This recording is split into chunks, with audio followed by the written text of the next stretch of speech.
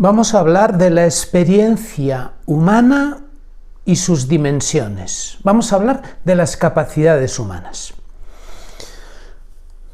Nos hemos ido centrando en la persona humana, en la personalidad, también a la luz de la psicología.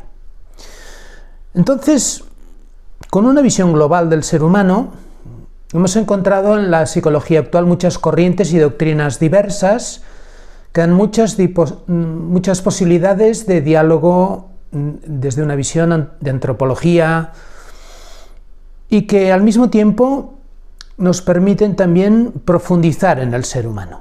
El hilo conductor de toda nuestra reflexión ha sido la persona humana como un valor absoluto, con una dignidad inalienable. Una visión del ser humano centrada en la experiencia, valorando el núcleo de la conciencia subjetiva personal, donde uno se descubre a sí mismo, conoce la realidad, elige sus decisiones y sus acciones en función de unos valores morales que descubre en su interior, se ajusta bien. Esta es la visión, por ejemplo, de Wojtyla. Pues esta visión se ajusta bien a lo que la psicología está estudiando y quiere profundizar. Y al mismo tiempo, la visión que nos da la psicología, una personalidad determinada por genes, un temperamento que se configura en función de las experiencias personales y la interacción social, el carácter, que se ajusta también esta visión de la psicología a una visión espiritual y religiosa, como la wojtyliana, por ejemplo. Cada persona tiene su propia personalidad que hace de ella algo único e irreductible, que une la disposición genética y las experiencias humanas, el aprendizaje. Aunque la filosofía y la psicología no se pongan de acuerdo en una visión del hombre, o por ejemplo la psicología en establecer unos rasgos de carácter o tipos de personalidad universales, ya que se usan metodologías y concepciones muy diversas, en conjunto nos están aportando reflexiones muy interesantes con una cierta base científica. Las tipologías de Kresmer y Sheldon, por ejemplo, nos mostraban la importancia de la manifestación somática psíquica, en su dimensión visceral, en su dimensión corporal, en su dimensión cerebral, cerebrotónico, etc. Reflejan el contenido de una distinción clásica entre el cuerpo material y su dimensión somática y lo espiritual, que estaría en relación con lo mental y la dimensión cerebral. Actualmente el modelo que hemos comentado de los 5 grandes rasgos o Big Five, que definen la personalidad en sus diversas combinaciones, extraversión, responsabilidad, apertura, amabilidad y neuroticismo, nos permiten descubrir los matices y la riqueza de lo humano, que van mostrando la complejidad que no puede reducirse a una simple distinción de lo corporal y lo espiritual o lo mental. Resumir la riqueza del ser humano en su racionalidad, como se ha hecho durante siglos, hoy es evidentemente insuficiente. Al conocer, por ejemplo, la extraordinaria influencia de lo emocional en todas las facetas de lo humano, condicionando el funcionamiento de la razón, los pensamientos y las acciones, aunque ello ocurra a veces de modo inconsciente. La psicología ha ido descubriendo la riqueza inmensa de la interioridad humana, que se concreta en múltiples variedades tipológicas. Aunque muchos psicólogos critican hoy, por ejemplo, las aportaciones de la corriente psicoanalítica, no se puede negar que abrió vastos horizontes de conocimiento de una realidad psíquica inconsciente que antes era absolutamente desconocida. Aunque la reflexión de Freud sobre las valoraciones morales contiene unas nociones de represión y coacción que pueden parecer simplistas, las correcciones, por ejemplo, de Jung y otros autores hacia una dimensión interior más personal y trascendente abren profundos e importantes caminos de diálogo con la espiritualidad. Se pueden encontrar visiones globales que nos expliquen el funcionamiento de una psique humana saludable, que tienden a crecer y progresar con lo que los psicólogos llaman, como Maslow, por ejemplo, la autorrealización, un término que curiosamente también usa Juan Pablo II, y que nos permite un diálogo interdisciplinar. Por ejemplo, aunque los 8 perfiles de la personalidad que nos presenta Jung no se consideran hoy del todo científicos, son un modo interesante para conocer y profundizar las diferencias humanas, al combinar las 4 funciones que Jung diferencia de la mente humana, que son sensación, intuición, sentimiento y pensamiento o razón, al unir y mezclar esto con las disposiciones básicas del hombre de introversión y extraversión. Se trata de reflexiones muy interesantes e inspiradoras aún hoy. El hombre descubre su propia interioridad y en ella descubre el mundo con las percepciones recibidas, pero también se percibe a sí mismo. La prioridad de lo exterior corresponde a la extraversión, mientras que la prioridad de lo interior sería la introversión. En relación con estas 2 actitudes básicas, Jung combina las 4 funciones distintas, que corresponden a las sensaciones del exterior, a la inteligencia con sus conceptos y abstracciones, al pensamiento, a las emociones, los sentimientos y también a la intuición, a un tipo de conocimientos distintos. En fin, de la combinación de Jung extraemos 8 tipos de personalidad que son muy interesantes. Pero vamos a recogiendo todos los elementos de psicología que hemos ido tratando, vamos a distinguir personalmente 3 grandes funciones humanas que darían lugar a una tipología diversa de personalidades, según el equilibrio y la combinación de estas dimensiones. Tradicionalmente se hablaba de lo material y lo espiritual, del cuerpo y la mente. Vamos a pasar de estas 2 dimensiones a 3 dimensiones. Serían la dimensión, la función, que son funciones, la función somática visceral, la función emotiva y sentimental y la función racional. Por tanto, el cuerpo, las emociones y la razón. 3 dimensiones fundamentales del ser humano. La primera, la somática, sería el centro de las sensaciones que conectan al ser humano con la realidad a través de estímulos recibidos inconscientemente y conscientemente. Incluyen también lo instintivo. La función emotiva o sentimental dan información sobre las situaciones vividas y su valoración. La función racional, en ella se pueden incluir diversas capacidades, un conocimiento de la realidad, interpretando las sensaciones recibidas, atribuyendo significados a los datos que se reciben tanto de los sentidos como de las emociones, una elaboración abstracta o simbólica de conceptos, creando significados nuevos, partiendo de los datos que ya se tienen o que se generan creativamente, el uso de los símbolos, del lenguaje, etc. Y otra función también de la razón sería la autoconciencia, como una sede de conocimiento y de libre albedrío, y donde se asienta la dimensión moral, que es sensible a lo bueno, a lo malo, a lo verdadero o a lo falso. Es el núcleo de la personalidad, donde se construye la narración biográfica que genera sentido existencial en la persona. Además de estas 3 funciones humanas descritas de manera general, el ser humano queda definido, estas 3 grandes funciones, que son, digamos, la física, la emotiva y la racional. Existen, además, los 2 grandes ejes de relación del sujeto con el exterior. Por un lado de relación con la realidad, por otro lado de relación con otros seres humanos. Estos 2 grandes ejes son direcciones esenciales de relación que corresponden a la dimensión social del ser humano. El ser humano toma conciencia de sí mismo, evidentemente se descubre con esta doble racionalidad, el eje introversión-extraversión, que es la relación con el mundo, y el eje social, que es la relación con los demás, con los otros seres vivos. En el eje introversión-extraversión descubre un patrón de relación con la realidad exterior que se concreta en actitudes más abiertas, confiadas y afables, en el caso de la extraversión, o por el contrario una tendencia a encerrarse en uno mismo y contemplar más el mundo interior, la introversión. Y en el eje social de relación con los demás caben diversos tipos de relaciones. Una relación centrada en uno mismo, egocentrismo. Una relación yo-tú, que es una relación de amistad o amor personal. Una relación social sería la relacionalidad general con los otros, con los demás seres humanos.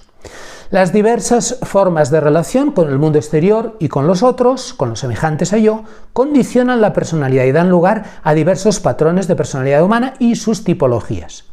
La psicología ha procurado siempre descubrir las variantes tipológicas humanas. Son caminos interesantes que ayudan a conocer las diferencias entre los individuos, pero no dejan de ser esquemas para acercarnos a conocer al ser humano. Pero siempre, al final, el ser humano es personal, peculiar e irreductible. Cada ser humano es distinto, valioso por sí mismo, irrepetible.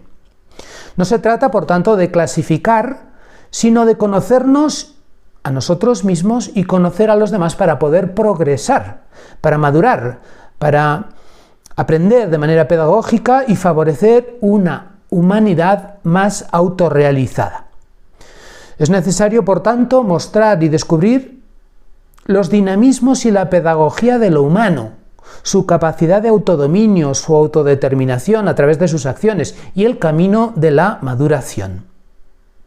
La psicología moderna ha puesto en relieve que el ser humano no es tan racional como pensaba la filosofía clásica, sino que está íntimamente unido a la dimensión emocional que lo colorea completamente en sus conocimientos y en sus conductas. Por tanto, por eso hemos añadido la dimensión emocional como una tercera dimensión fundamental de lo humano. Las emociones, vamos a insistir un poco más en este aspecto que ha sido tradicionalmente desconocido.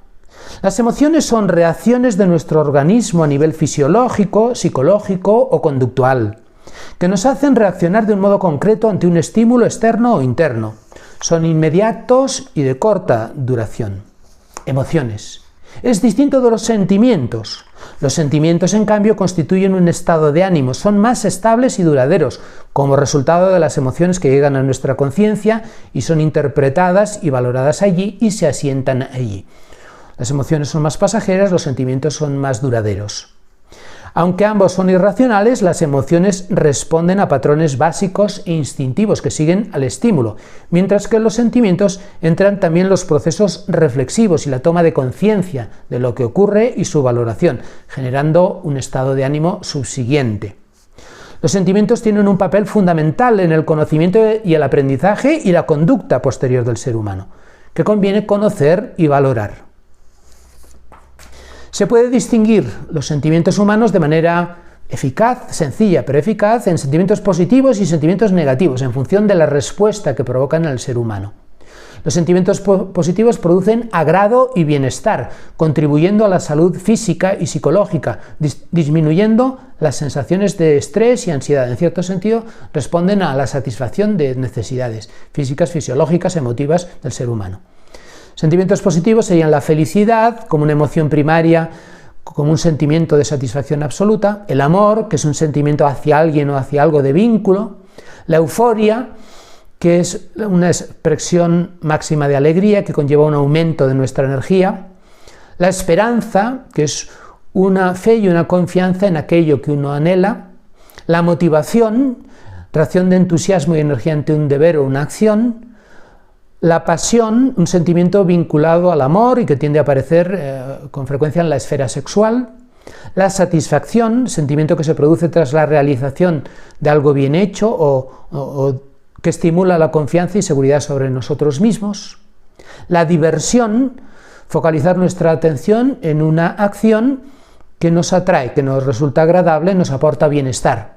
El bienestar es un estado de equilibrio entre los niveles somáticos y psíquicos de la persona. Y el entusiasmo, hemos comentado 10 sentimientos positivos: felicidad, amor, euforia, esperanza, motivación, pasión, satisfacción, diversión, bienestar, entusiasmo. Todos estos sentimientos son valoraciones personales positivas de aquellos datos que recibimos o pensamos y que aportan bienes directamente o indirectamente a nuestro propio ser. Frente a ellos estarían los sentimientos negativos. Los sentimientos negativos son desagradables y producen sensaciones de malestar. No tienen por qué ser malos, ya que a veces nos están indicando de manera eficaz problemas y dificultades, ausencias, necesidades, empujan nuestro desarrollo y maduración, impulsan conductas de superación o supervivencia. Deben ser bien gestionados para no incrementar excesivamente el estrés y la angustia y llevar a trastornos depresivos o de ansiedad. Es importante aprender a convivir con ellos para que nos ayuden a reaccionar oportunamente y crecer como personas. Sentimientos negativos, por ejemplo, serían el enfado, sentimiento de disgusto hacia algo o alguien. La ira es una emoción primaria de enfado en alta intensidad. El miedo, angustia causada por la percepción de un peligro. La preocupación, un estado de inquietud frente a un problema o una incertidumbre. La tristeza, sentimiento de dolor emocional por una pérdida. La culpa, responsabilidad que la persona asume por un hecho o acción. El estrés, estado de ánimo de abrumación ante la percepción de sentirse superado. La frustración, sentimiento que nace de la imposibilidad de completar lo que uno necesitaba o deseaba. La indignación, sentimiento de enfado. La vergüenza, incomodidad frente a un hecho. Vulnerabilidad, sentimiento de debilidad, fragilidad, inseguridad, etc. Se trata, por tanto, de múltiples sentimientos posibles negativos: enfado, ira, miedo, preocupación, tristeza, culpa, estrés, frustración, indignación, vergüenza, vulnerabilidad. Todos los sentimientos humanos, tanto los positivos como los negativos, nos ayudan a experimentar la vida en todos sus matices. Acompañan las experiencias humanas y forman parte indisoluble de las mismas. Es necesario saber gestionarlos en el proceso de un crecimiento y madurez humanas y no caer en formas humanas de manipulación o engaño que nos deshumanizan y desfiguran la capacidad potencial de cada uno de nosotros. Nuestras experiencias emocionales cambian en función de la cultura y la lengua que nos rodea. Por tanto, en la dimensión emocional hay una importante dimensión biológico-genética, pero también es fundamental la influencia ambiental, incluso la lengua utilizada, que supone también una cosmovisión y nos hace entrar en un modo de interpretación que condiciona nuestra visión del mundo, de nosotros mismos, de nuestra relación con los demás, etc. Por tanto, después de profundizar en las emociones, hay que decir que hay muy diversas experiencias humanas. Lo propio del ser humano son sus actos o acciones, que pueden ser externos o internos, libres o no. Algunos corresponden a su naturaleza y hacen posible su modo de existencia, otros dependen de la voluntad humana. Las experiencias humanas son experiencias de relación, ya sea con uno mismo, con el mundo que le rodea o con otras personas. Hay, por tanto, experiencias muy diversas, vinculadas con las distintas capacidades humanas, con características diferentes. Por ejemplo, sensación, percepción, conocimiento de los estímulos externos, un tipo de experiencias humanas. Memoria de experiencias o percepciones pasadas, otro tipo. Conciencia de uno mismo, identificación personal. Autodeterminación, actos conscientes y libres. Todo ello son diferentes experiencias humanas. Continuamos con la lista. Pensamiento simbólico y pensamiento abstracto. Lenguaje con sus modos y posibilidades. Las funciones biológicas, fisiológicas, las necesidades humanas básicas y su consecución, nacer, crecer, comer, beber, reproducirse, morir. Son experiencias humanas. Trabajo en el mundo, manipulación de la realidad para adaptarnos y conseguir objetivos. Las acciones exteriores. Búsqueda de afecto y amor, autoestima. Aprendizaje en experimentación con el mundo, con los otros, actitudes de imitación, de rebeldía, etc. Todo ello son diferentes tipos de experiencias humanas. Las dimensiones del ser humano, por tanto, tienen tres grandes direcciones personales. Yo conmigo mismo, yo con el mundo, con el ello, con los objetos del mundo real, y yo con el tú, yo con los otros, yo con otras personas que son como yo. El primer eje define la autoconciencia, el segundo es cosificador e instrumental, actúa en el mundo, reconoce el mundo, contempla el mundo. El tercer eje es el propiamente interpersonal, de una relación interpersonal. La importancia fundamental de las relaciones interpersonales está demostrada para el bienestar individual. Las relaciones humanas son una dimensión fundamental del ser humano. La relación interpersonal es un elemento fundamental, específico de los seres humanos, que construye la madurez y el equilibrio humano y que acompaña toda su existencia. Vamos a fijarnos en los diversos tipos. En función de los miembros y las características, las relaciones humanas pueden ser una relación materno-filial, una relación paterno-filial, una relación de fraternidad, relaciones de amistad, relaciones de odio, relaciones de indiferencia, relaciones de respeto, de educación, relaciones de colaboración. También hay deformaciones de las relaciones humanas, relaciones tóxicas, relaciones de manipulación, de deformación, etc. En cualquier caso, hay una experiencia humana que es fundamental, que es primordial y generadora de la conciencia humana, y que corresponde a la relación materno-filial, con el proceso de gestación, nacimiento y primeros años del niño. Se trata de la experiencia fundamental de la humanización, que genera la personalidad humana. Por eso, vamos a centrarnos en ella.